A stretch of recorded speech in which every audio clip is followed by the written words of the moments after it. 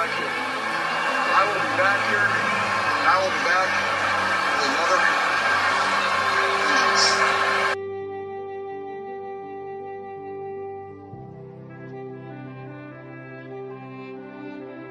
Yeah, we'll lick our wounds. We'll get over this. We'll be fired up for next year. Garoppolo has time, stands in, going deep, going for it all, and it's caught for the touchdown! On fourth down, Deebo Samuel for 6. Garoppolo's got all day. He's going to launch it deep down the field, going for it all, and getting it! Emmanuel Sanders, not touched, still on his feet, inside the 10, and he scores! 75-yard bomb from Jimmy Garoppolo to Emmanuel Sanders. Wilson, pressure off the edge, releases it, and it is intercepted by Greenlaw. Trey Greenlaw now on the return as he's still on his feet with blockers in front. Trey Greenlaw down the sideline. Can you believe this? Looks like football, baby. Pass is caught. Kittle breaks one tackle. Another. Wow, what a touchdown for George Kittle. Goff throws and it's intercepted. It's picked off by Warner. Fred Warner for the touchdown. Jeff Wilson has come in at running back. Garoppolo's throw is caught by Jeff Wilson. He's going to score a touchdown for the 49ers. And the pass is going to be picked off by Bosa. Nick Bosa.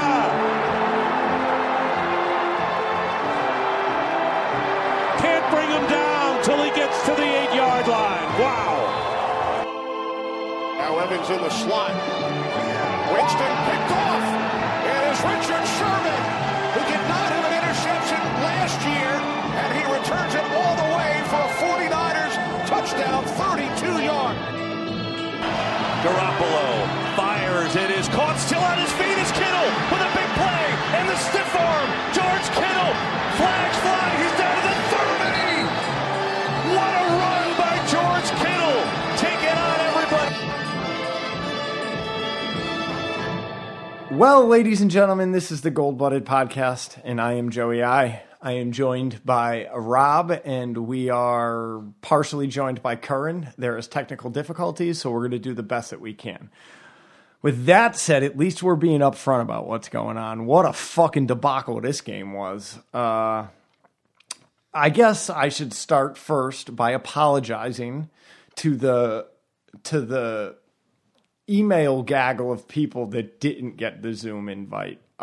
Matterson, Just Joe, Ronnie Goodwin. There was, 4 to 6 people that were on a second email that I didn't get out.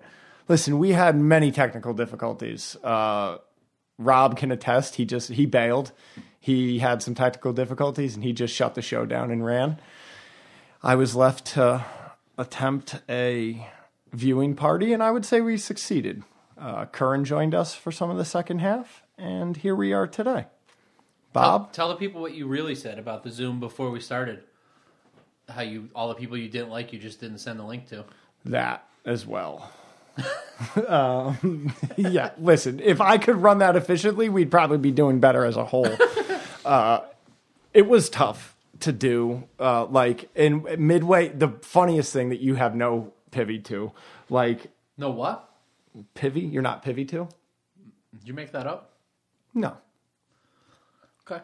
You want to Google it? I do. Okay. Pivy? Pivy. Spell that. P-I-V-Y. I'm guessing. I don't know. I've never spelt it. It might be. Privy. Is it privy? I'm pretty sure. Okay. Well, then maybe I meant privy. I was like, what the fuck is privy? Okay. I thought I was going to learn something. But you knew privy? Yeah. Oh, okay. Well, yeah, and once you said it the second time, I knew you meant privy. Okay. The first time I was lost. Okay. No, the second time I knew what. Okay. I knew where we were Okay. headed. Yeah. I walked you into it the second time. Thank you. The first time I was really curious. Right. So somebody halfway through the second quarter, DM'd me via Zoom. It was like, yo, can you send my friend a link to this? And I'm like, I swear to God, when you said somebody halfway through, I thought it was going to end up with OD'd. No. I thought there was going to be drugs in the There the end of were your drugs. statement. Multiple people were smoking. Some people were drinking. And then some of the people that didn't make it sent me pictures of powders. That's all. I'm just going to say powders. That's all. I'm not like baby powder? Talcum? I mean, sure. Maybe they were bowling and they didn't want the ball to stick. Maybe they chalked them lines up and made it perfect to get on their finger or something. I don't know. They didn't want the ball to stick when they were bowling? Curran, maybe you can answer this question. Do you have the picture of the microwave iPad set up? Like in my living room? I think I do. All right. I'll post it. Yeah, because I know people will probably get a kick out of it to see how we actually operated this shit show. So was it as good as the balancing act we have going on here weekly? No, we have the iPad that Curran. It was even better. No, Curran, you don't understand. You don't know. The iPad that we're talking to you on right now is held up by a plastic bag with air in it, and it's just the air in the plastic bag. So you're on an iPad that's got a case that props it up, but it props it up for watching TV, so it's at an angle. It's not like perfectly vertical. So we have to shove something under the back of it to make you vertical to see us. And right now it's a plastic bag with a face shield in it. And that there's enough air in the bag that the face shield and the air props you up. And it's real crinkly, so if we touch it, it's very noisy. They're both legendary. But yeah, that's also good. This is like a what's his name from the Chiefs? And this is like an Andy Reid face mask. Oh, like the full face deal, yeah, right? Full plastic. Yeah. So yeah, last thing I'll say about the Zoom. I'm sure we'll talk about it multiple times, but for those scoring at home, Rob and I did do a test run before, and we had it all set up with DirecTV and the NFL Network, and it was going to be a shared screen. Everybody was going to have sound plugged in. It was beautiful. It was going to be a beautiful fucking thing. And then, for no logistical reason, it was the 49er Cowboy game was a local game to me in Fairfield County, Connecticut. Therefore, it was blacked out via NFL Network and DirecTV. So I had to I dragged my microwave into the living room. I propped the original iPad with the long, fat charger. I had that going. That was filming the TV, which I then broadcast as another member of the Zoom group. So it was an absolute shit show. And then people are requesting sound, and like it's echoing throughout my house. And then I didn't expect the first half to be 3.5 hours long. And I told Mo to come over at halftime. And Mo also did not expect halftime, the first half to be 3 hours. So he showed up like halfway through the second quarter. And him and Jessica are just straight up drinking and having a regular old party. Like, I understand where they're coming from, but you got it. And I'm like, this is so typical of me. So, with that said, sounds like a real smooth event. But I think it was successful, right, Curran? I've only heard positive results. Positive reviews. I think it went well. Everybody seemed happy. Yeah. I got a little fucked up on the rig and didn't do as quality of a hosting job. I wanted to thank the people. I didn't do a lot of things I wanted to do. So, I mean, I guess that's who I am, though. You didn't take your dick out or anything, right? No dick. Huh. I was like, oh, baby just got home, and someone definitely was like, is she wearing the brown panties? And I'm like, oh, man. And she's like, maybe she's not privy to the brown panty joke, because she looked at me like, what the fuck? I'm like, oh, yeah, don't you remember I made that brown panty joke? And she's like, no. I'm like, oh. I'm like, don't worry, not doo-doo brown. And she's like, I don't even want to know. I'm going in the bedroom. So just took her bottle of Jameson in the bedroom and skedaddled out of there. All right, so regardless, we did watch a game. You want to jump into the good news? It's only going to take maybe the next 45 minutes to get through this one. No, that'll be the first episode. Then it's almost time for me to go home. So, yeah. All right. Let's start with before the game. Offensive lineman Colton McKivitz placed on the reserve COVID-19 list. We signed defensive lineman Alex Barrett, cornerback Brian Body Calhoun, defensive lineman Deshaun Hall, offensive lineman Aaron Neary, and offensive lineman Isaiah Williams to the practice squad.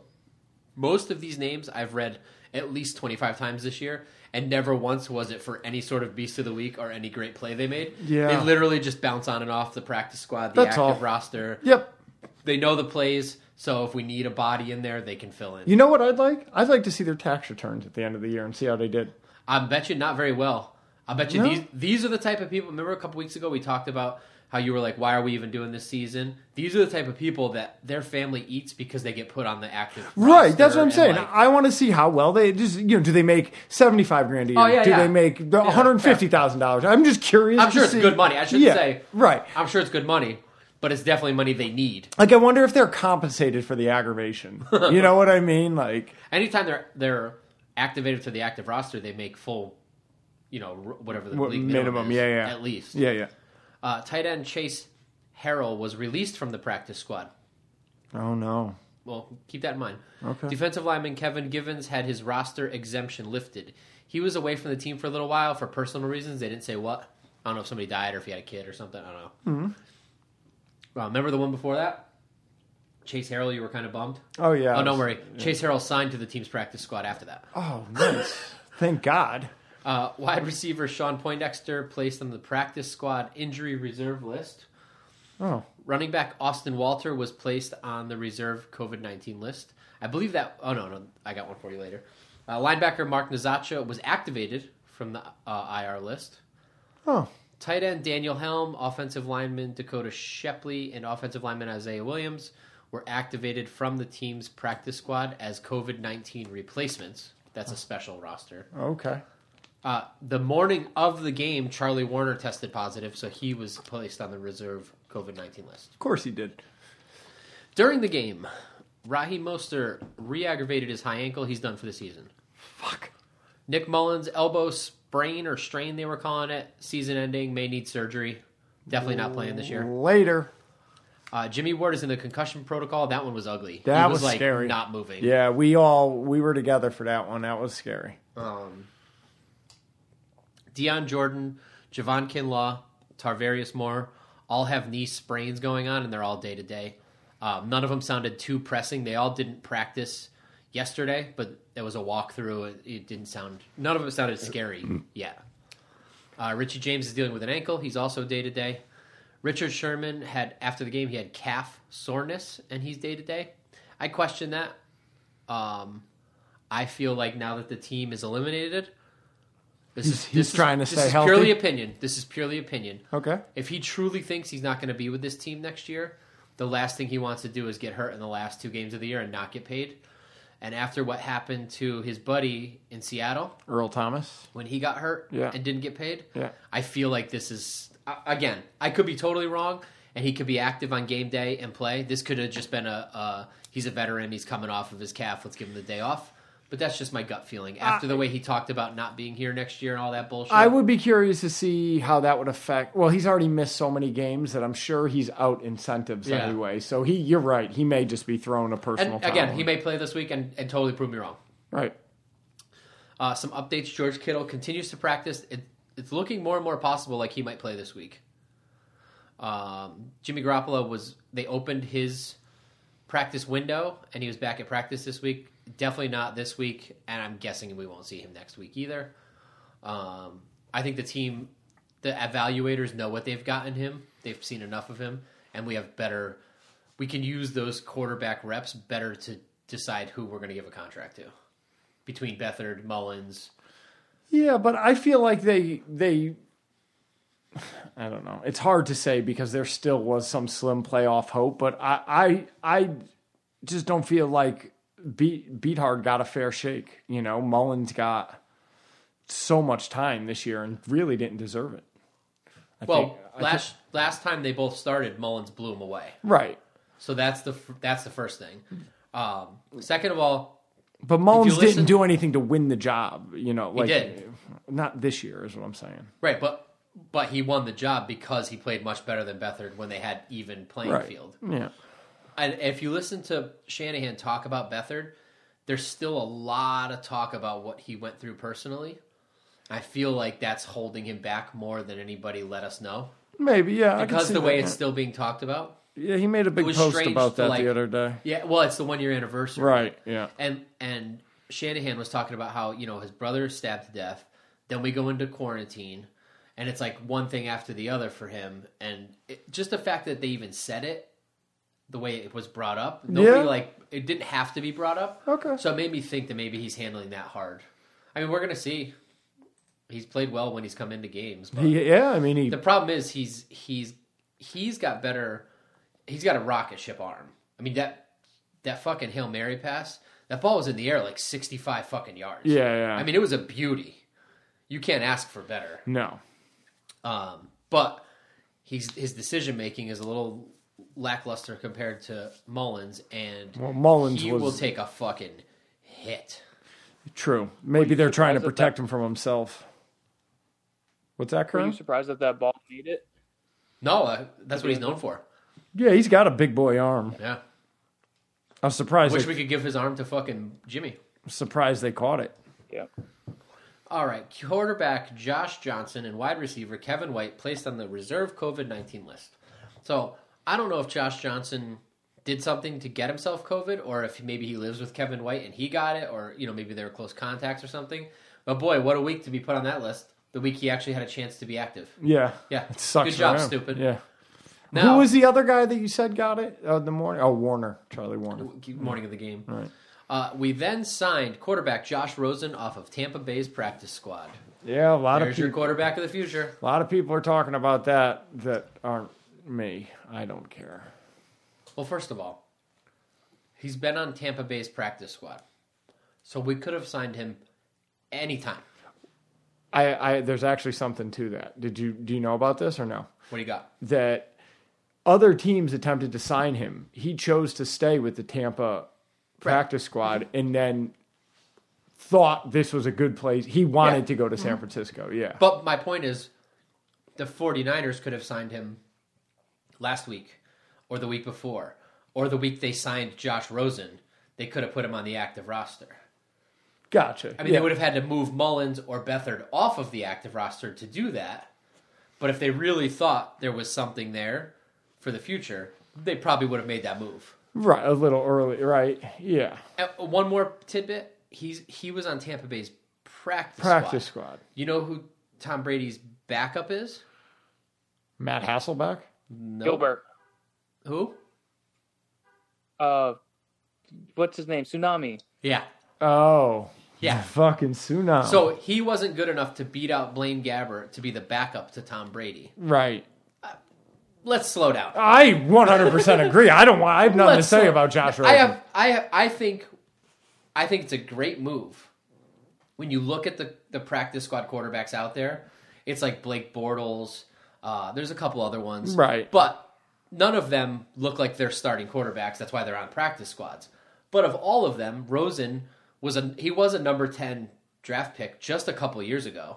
He was only with Arizona for 1 year. He's only 23 years old. Yeah, he was with Miami for 1 year. Which is a very crazy thing, yeah. And he's been on Tampa's practice squad. So who knows? Like the possibility of finding something is higher than with what you're getting with Blake Bortles. That's for sure. But I mean, why not? There's no risk. He's on our fucking. We signed him off the practice squad. I'm sure he's making peanuts. There's no risk at all. Isn't it funny that Curran's younger than him? Kern. So the 49ers lost this game 41-33. No one won the prediction game. We're going to do the blame game. We'll get there. I got a little tidbit. So I know a complete piece of shit garbage human. That was weird. It's not doing it right. Oh, okay. So yeah, it's good now. So I know a complete piece of garbage human being. His name is Fat Sam. I was actually talking about him in the Zoom. He went to the game. His girlfriend surprised him with tickets to the game, and they went. And is it okay? So they went to the game. It was fine enough for them.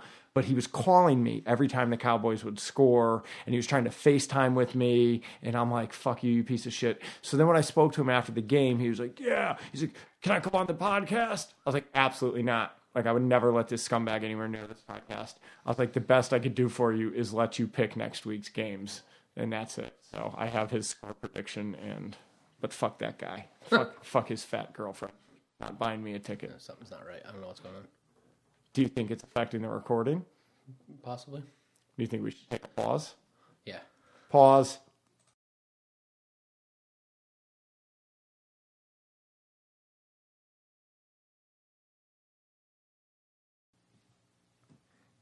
Okay, we are back.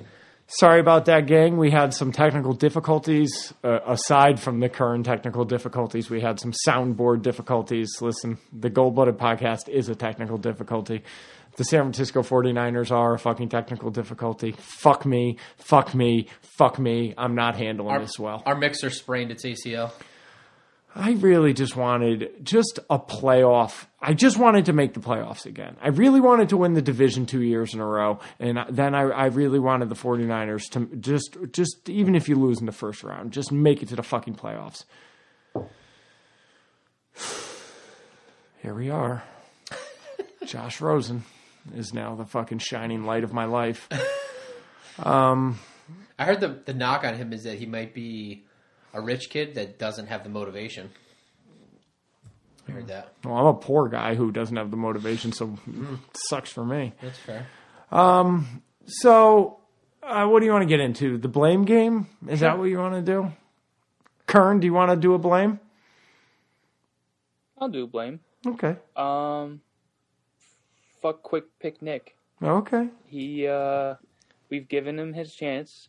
He seems to not be able to throw the ball before the 50-yard line. And I hate his inconsistency. And I'm happy Beathard's starting. So that's my blame game. Okay. That's it has to be him because when the picks were late in the fourth. Like, it's got to be. Yeah. It was like the worst time possible. Yeah. But to be fair, the team put him behind 14-0, and he brought us back into the lead. Yeah. Okay. Like, the team literally... First of all, Richie James is I don't know what happened there. He fumbled. Yeah. And then the Nick Mullins fumble, I don't think that was his fault at all. I think that was bad blocking on the offensive line and a great play by that pass rush to swat that ball out before he got his hand forward. What was it? Alton Smith, I think. Had one of them. I don't know. But I didn't put that on him. I think that was a decent play. And it was just a great defensive play. And then he brought us back. He drove the field. He moved the offense. He got us down the field. He made some questionable decisions in there, but they didn't go for picks. But I can't excuse the fourth quarter picks when they happened and how they happened. Like, it just is what it is. Right. I will give an honorable mention to Richard Sherman. He had a terrible game. Something he's always been known for his entire career is sure tackling, and he was missing tackles left and right. It was disgusting. I don't know what happened. I don't know if something's changed in him. I've been hard on him the last 2 weeks, but like that game, it was brutal.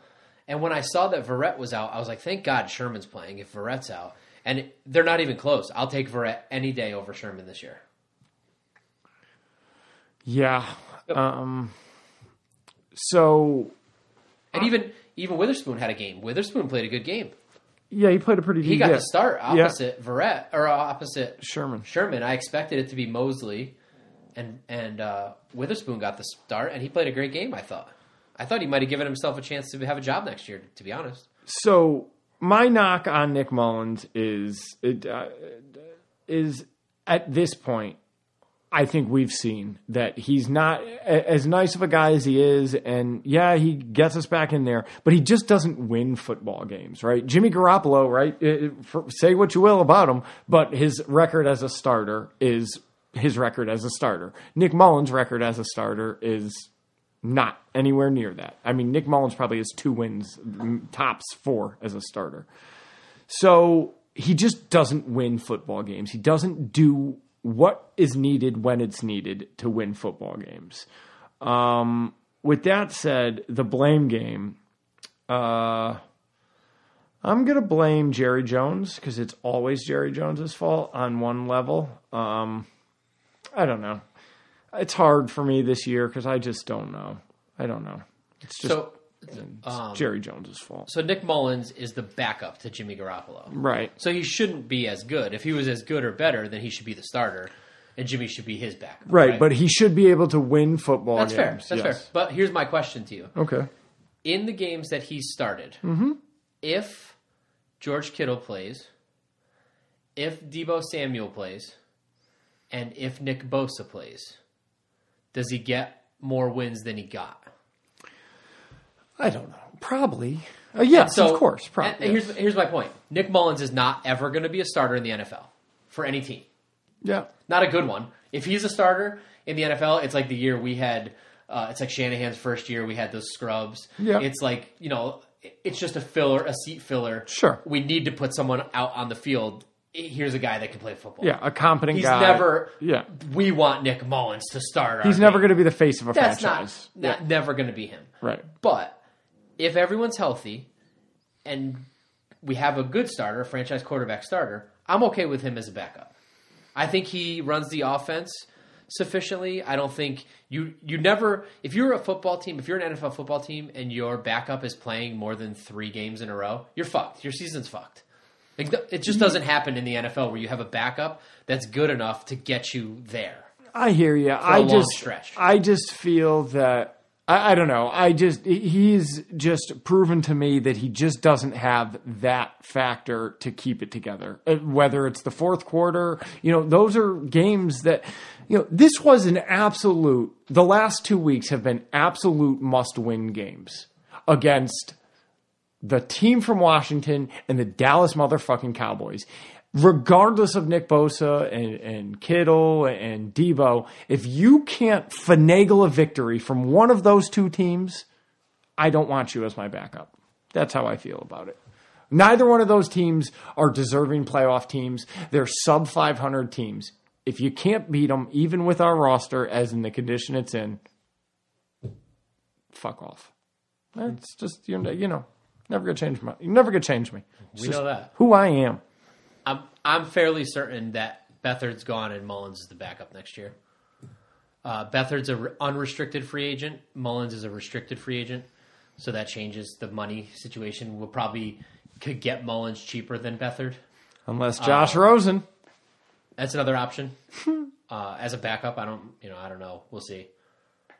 Who knows? Yeah, or it'll be a rookie. Yeah, we'll see who's backing up Carson next year. Carson who? Oh, Carson Wentz. Yeah. No. All right. I blame Jerry Jones. I just wish he'd die already. He's just gross. Ugh. That's fair. I hate I don't them. mind blaming him. I hate them. I hate watching him celebrate a victory. Ugh. All right.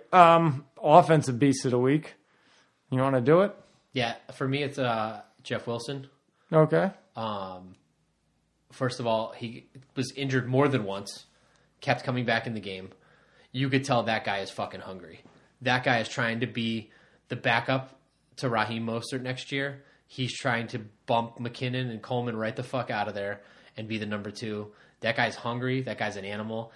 You saw him throw the helmet. It seemed like he was done with an injury. He like limped off. Yeah. And he threw the helmet at the ground. Okay. After the game, they asked him about it, and he apologized for throwing his helmet. Said that no matter what the situation is, he should never act like that, blah, blah, blah. And as soon as he did it, he felt bad about it. And then they asked him, like, are you okay? Like, he came out of the game with these injuries, and he said, I'm 100% fine. I'll be fine next week. Like, he don't want to even hear about injuries. He wants to play, and that's the heart that you want in a running back, that guy right there. That guy, he reminded me of Frank Gore, the way he handled it, and the way you give him the ball, he's going to find a way to get where he's got to go. Okay. Curran, you got one? And also, honorable mention, the numbers are skewed for Kendrick Bourne because of the Hail Mary. Right. So he didn't have nearly, 60-something yards was on that Hail Mary. But he did have some wild catches in traffic and took a beating for him more than once. And last week, we trashed him because he dropped every ball thrown to him. So I just want to be clear. He was 4 for 4 this week. And they were fucking brutal, too. Yeah. He catches the ball over the middle, and for a skinny guy, he'll take a fucking whipping out there and get right back up. There was a couple I thought he wasn't going to get up from, and he caught him in traffic. I think they were even third downs, both of them. They were big plays both times, and in traffic and not easy catches. So I'm not going to say he redeemed himself from the amount of drops he had last week, but I was impressed. Okay. That's all I'll say. No problem. I do wish we saved the perfectly executed Hail Mary for a game where it mattered. Yeah, exactly. Because that was perfect. You never, ever... But I can't even remember the last time the 49ers completed a Hail Mary like that. It was so perfect. Curran? Imagine if that won the game. God. So I'm also going to go with Jeff Wilson. And to just kind of add on, though, I'm only putting Jeffrey Wilson up there because he came out and stiff-armed, in my opinion, one of the best linebackers in the game and made him look like he was just some piece of shit backup. And for a guy to pretty much no one knows to do that to, Jeff Wilson is becoming one of my favorite 49ers currently. Very quickly. And I'm going to give it to him. Very quickly becoming one of my guys. Very quickly. Okay. I am going to give it to C.J. Beathard. 5 for 7, 100 yards, had a passer rating of 153.3. That's a perfect passer rating. QBR of 95.4. This sums up Joe. Curran. Take notes. This sums up. The guy throws one Hail Mary that Kendrick Bourne comes down with, and now he's the guy. No, that was a 50-yard play. That was a 49-yard play, so that means he threw for 51 other yards killing it on 4 passes. 4 completed passes. At a point in the game where the defense literally doesn't give a fuck. CJ, you get the nod this week, my friend. Defensive Beast of the Week. Bobo, who you got? Rob, he Go ahead. He has a passer rating of 153.3. He's the best quarterback in the league. No doubtably. Best in the league. Quarterback in the league. He's 100%. bringing us. Agree. We're going to mathematically change everything, and we're going to the playoffs. So I'm going to Super Bowl, maybe. Defensive Beast of the Week to Eric Armstead. How do you not? He led the team in tackles. I'm agreeing as well. 2 sacks, 2 QB hits, 2 tackle for loss. But I'll tell you what, it was goddamn good to have K'Wan Williams back. What a fucking difference. What a difference that guy makes. Yeah, he's all over the place. He's a tone setter, especially with Jimmy Ward out. Made him that much more important because he's a guy that will drop the hammer like Jimmy Ward. I think he's a tone setter. He's all over the defense. He's great because he's in the slot. He gets a lot of pass rush also detail and running detail, and I'm so glad to have him back. I think he's 100% on this team next year. He's been with Shanahan since Cleveland. Oh, no shit. Isn't that wild? I as well am going to give it to Eric Armstead, but I want to give. You know what? I'm going to give it. I'm going to give it to 2 men. They're going to be co-captains of the Defensive Beast of the Week, Eric Armstead, and then the other one is Jimmy Ward because he offered himself up as a sacrificial kamikaze on that play and was completely okay with CTE. By the way, and the fact that he didn't get flagged, yeah. Like he literally torpedoed his helmet. He led with his helmet 100%. Left the ground. Isn't it funny how you don't hear about CTE anymore? It's all gone. Fake news. Cured. Fake news. Curran, you got a DBO WBT? I'm going to give my whatever that is to Javon Kinlaw. Ooh. I think he was Kinlaw. I think he was a huge contributor to why Eric Armstead has as great of a stat sheet, and just it seemed like he was in the backfield every single play. I feel like Kinlaw was a huge reason for that, taking a lot of attention away. Yeah, that's right. Okay, so what I'm going to do is the particulars right now. We are the Gold-Blooded Motherfucking Podcast. You can check us out on Instagram, which is Gold-Blooded Podcast, one word. Michael Curran got some encouraging words from our Zoom counterparts, and he's going to run with that. We love to receive emails here at the Gold-Blooded Podcast. You could leave a voicemail via email. You can send us pictures of your favorite childhood memories. Whatever it is that you want to do it via the email, goldbloodedpodcast@gmail.com. If you have some extra money lying around that you would like to donate to us, and then we will put it back into this shit show, it is www.patreon.com/goldbloodedpodcast. Any dollar amount is appreciated. 50 cents a month, $150 million a month, whatever it is that your budget allows, we here at the Gold Blooded Podcast would It'd make us feel nice inside our pants if you made a little holiday donation. Reviews, you fucking cucks. However it is that you listen, Podbean, podcast app, Spotify, YouTube. Get on there, get in the comment section, get in the review section, 5 stars, 10 stars, whatever it is. 2 thumbs up. If it's going to be negative, at least make it funny.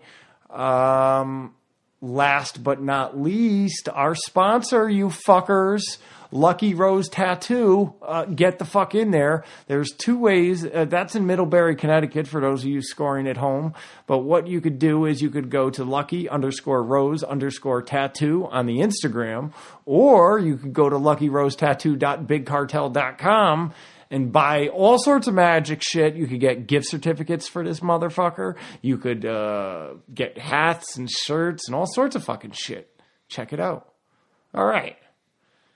I think I did pretty good with that, yeah? Yeah. Knocked it out of the park. Yeah, I hit real home runs there.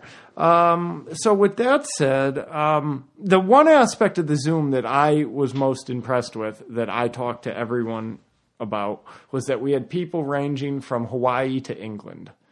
And I don't know, for a really shitty podcast about a really shitty football team, it's just nice. The class of the NFL. Yeah. In the Slow 80s, down. Yeah. It's just nice that there's that there are people out there. Defending NFC champion. Right. For another couple of weeks. It's just nice that people appreciate what we do. That's all I'm saying. We appreciate those people that appreciate what we do. It definitely makes all the time that we put into this bullshit a little bit less aggravating. Yeah. It is very nice to know that people are like we're not just sitting here. I mean, we are just sitting here like 2 idiots in a fucking back room at a fucking tattoo shop. Right. Talking about stuff that nobody wants to fucking talk about. I mean, we could just come up here, turn the mics off, and relive like our youth, but no, you know. It definitely, it's not easy when the team is playing like this. No, it's not. And something like that definitely makes it a lot better. Right. So it was also really cool to put faces to the names. For sure. You know. And then I know you weren't there at this point, but Curran was. We got into the podcast a little bit towards the end of the Zoom call, and the people were just, a couple guys were saying how they were really going in on how there's no other. I was just stating I couldn't believe that there's not something that I can listen to, like another podcast, like whether produced by the 49ers or by somebody. Like, I can't believe somebody hasn't put money into it and made an actual successful quality product, a podcast based about the 49ers. Have you listened to any of them? Because there's a whole bunch. Yeah, but I can't get into any of them. Yeah, none of them are me. But, I mean, again, maybe I'm just looking for my brand of bullshit. But, like I said, the listeners were saying they appreciate ours. It's personal. It's, Do you listen to any of the KNBR stuff? I have. I go in waves. You know what I mean? Like who do you like on there? Oh, I don't know. I haven't listened to anyone this year. I'll tell you. I meant like that they interview like Steve Young is always a good interview, but would you listen to a Steve Young podcast? I don't know. Remember Murph and Mac? Are they still there? Like, I liked those guys. Like, I was okay with that. Like, I guess what I'm used to is like the WFAN out here. That type of vibe. And like, I don't know. I never felt hugely attracted because I've sought it out, but just nothing is ever like. There's never been one that I felt, oh, I can't wait until after the game to get to it. You know what I mean? Yeah. So maybe it's just me. I listen to the KNBR clips. They put out the full shows, right? Segments, yeah. And I don't like the Giants or the Warriors. So it'd be hard for me to like skip through. Yeah, but I'll listen to the clips of the 49ers stuff. When it's Greg Papa talking about the Niners, or when it's Tim Ryan talking about the Niners. I can't do Dante Whitner. I'm not a fan of Dante Whitner. Oh, yeah. I listen to Steve Young religiously every week. Young does a long, 25, 30-minute segment every week. Yeah. And he's just funny anyways. Like, he seems like a fun guy to talk to. Yeah, he's kind of goofy. So, the non-football stuff is fun, but he's a great analyst. Like, even when they talk about other teams and other quarterbacks and stuff, I like his analysis. Like, I know this is going to be ridiculous, but I've always liked Dan Patrick. I don't know why, but I like his podcast. I don't listen to it religiously, but I like it. I listen to Mike Pereira's segment every week. He can be funny, and I like listening to him. He will call out the refs if he thinks they were wrong on something. Right? Did that happen this week? Yeah, the fumble. Yeah, the fumble, and he said, the Dalton fumble. I'll also listen to Greg, what's his name, from NFL Films. His is great. Greg Cassell. Okay. He's just such a great film study. I mean, and he doesn't get into any bullshit like everybody asks him. He'll call out a dumb question. Like this week they asked him if somebody was a generational talent, and he just goes, I don't know. What does that mean? What do you mean generational? Like that's just a made up thing. Like I don't know what that means. I have breaking news. Yeah? 49er news. The 49ers place. You don't get it? You're not going to make the news sounder? Oh.